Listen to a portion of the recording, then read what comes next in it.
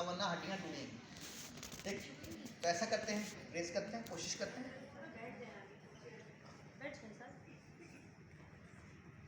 आप कुर्सी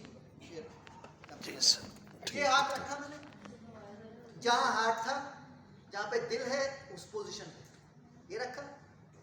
दूसरा हाथ इसके ऊपर रख के लॉक कर लिया फिंगर्स को। ठीक है, अपनी बॉडी को बिल्कुल स्ट्रेट रखा लाइन में। सबसे पहला काम, हाथ को इस तरह से ग्रिप करें, खाली हथेली टच होनी चाहिए स्टर्नम पे। एल्बो को लॉक कर दिया, एल्बो को लॉक कर दिया, एल्बो फोल्ड नहीं होनी चाहिए। उसके बाद 90 डिग्री का एंगल बना, यानी जहां हार्ट है उसी लाइन में बिल्कुल आपके शोल्डर्स होने चाहिए।